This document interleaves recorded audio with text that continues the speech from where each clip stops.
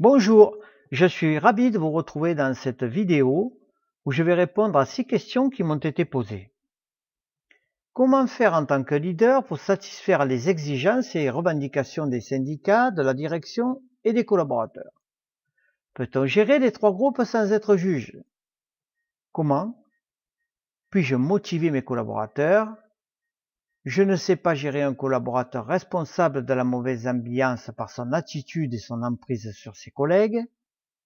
Comment puis-je avoir des réponses ou retours de ce que je demande? J'ai du désengagement de certains salariés. Comment puis-je faire? Comment faire en tant que leader pour satisfaire les exigences et revendications des syndicats, direction et collaborateurs?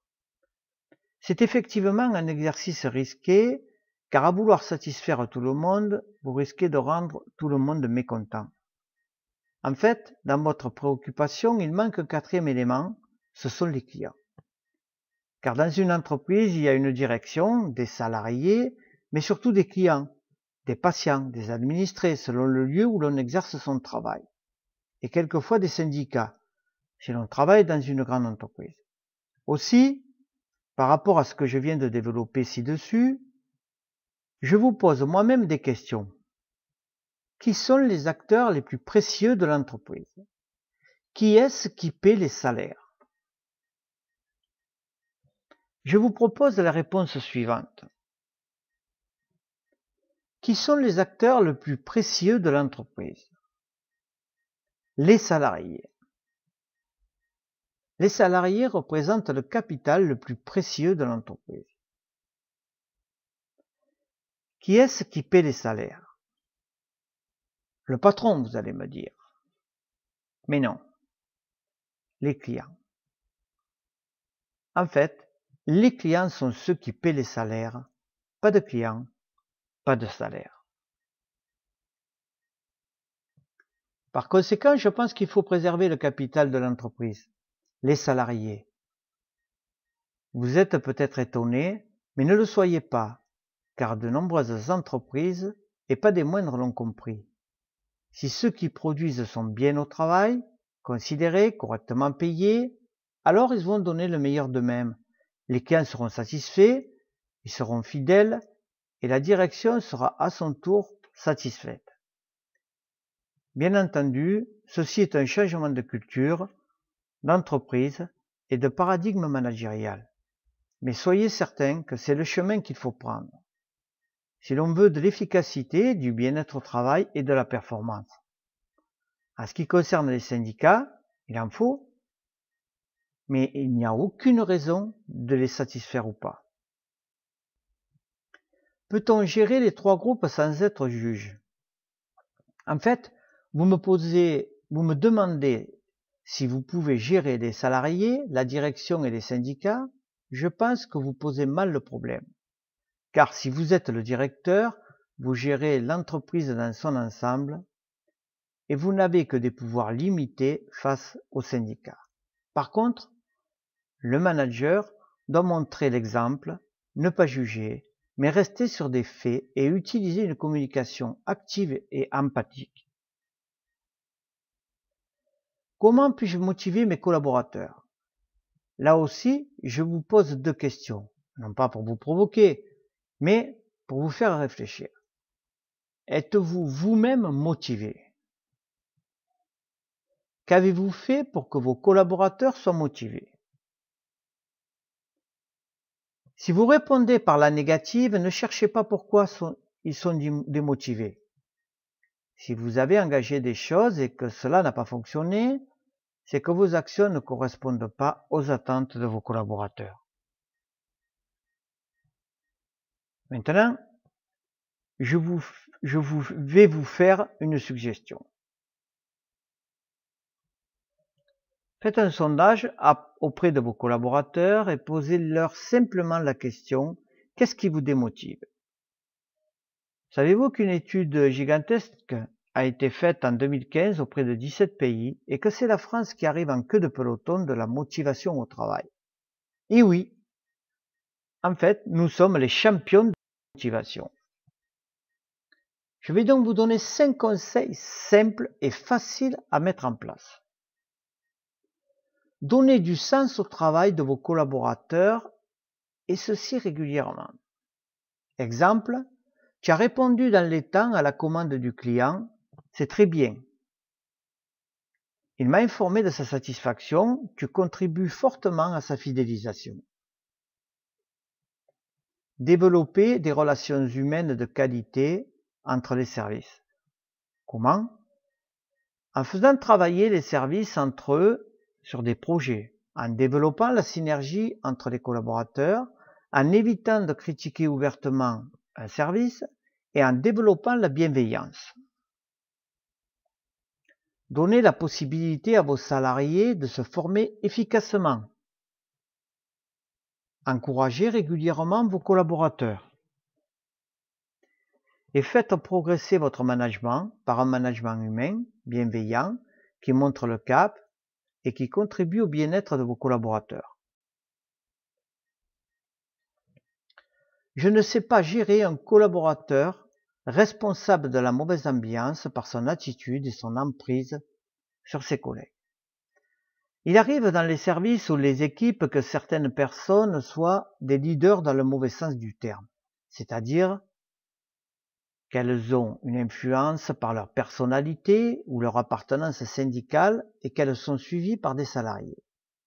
Si j'étais à votre place, je ne laisserais pas s'installer une situation pareille, qui risque de créer une ambiance délétère, de vous affaiblir et vous discréditer.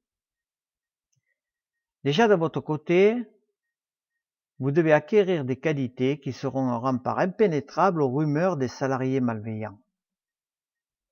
Être exemplaire, loyal, vrai, sincère, de confiance, communicant, compétent.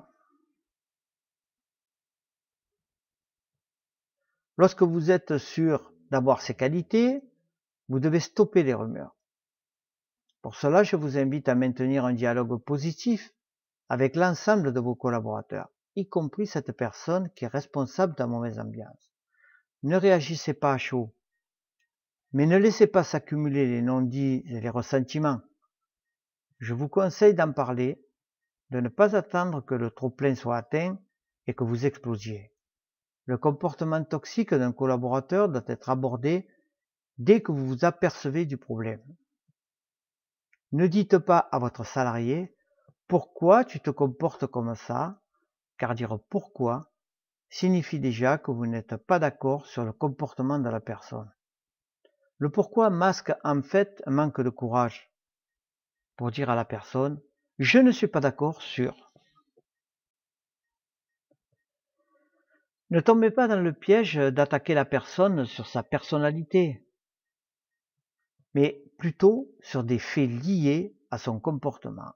Il faut du factuel. Tu es arrivé 2 fois en retard, lundi à 8h15 et jeudi à 8h10. Peux-tu me dire ce qui se passe? Ne pas dire tu arrives toujours en retard. Ceci est une généralisation qui n'est pas crédible. Vous pouvez dire tu as dit à l'équipe du matin que j'avais l'intention de changer le planning. Peux-tu me dire d'où tu tiens ces informations? Ne pas dire tu dis des choses fausses et tu mens à tes collègues. La deuxième partie de la phrase s'en prend à la personne, elle ment. Cela ne sera pas accepté par la personne. Cette manière de dire les choses factuelles aide l'autre à supporter la remarque, justifier que vous lui faites. Il ne se sentira pas attaqué en tant que personne. Il ne cherchera pas à montrer que vous êtes injuste et pourra ainsi améliorer son comportement. Vous pourrez lui dire « Désormais, j'attends de toi que tu aies un comportement constructif et que tu ne répandes pas des rumeurs. » Comment puis-je avoir des réponses au retour de ce que je demande? Lorsque vous demandez quelque chose à un collaborateur, il est nécessaire de dire pour quand il vous le faut. Car Vous ne pouvez pas reprocher à un collaborateur de ne pas vous répondre si vous-même, vous n'avez pas défini à quel moment vous voulez les renseignements. Ne pas dire « il faut que tu me fasses le point des accompagnements réalisés à ton équipe ». Ceci est trop vague. Dire plutôt « il faut que tu me fasses le point des accompagnements réalisés à ton équipe pour mardi soir ». Si le mardi soir, vous n'avez toujours rien, demandez à votre collaborateur par téléphone où il en est du point qu'il devait vous remettre. Par téléphone, car cela va plus vite. L'échange est direct et non différé, et vous pouvez compléter le questionnement, montrer et dire votre insatisfaction avec la tonalité adaptée. Vous pouvez dire « Je t'ai demandé de me remettre le point des accompagnements de ton équipe pour mardi soir et je n'ai rien reçu. »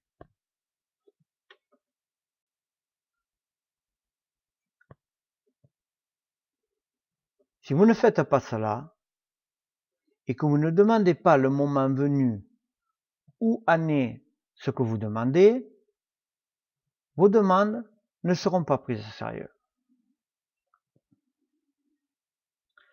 J'ai du désengagement de certains salariés, comment puis-je faire?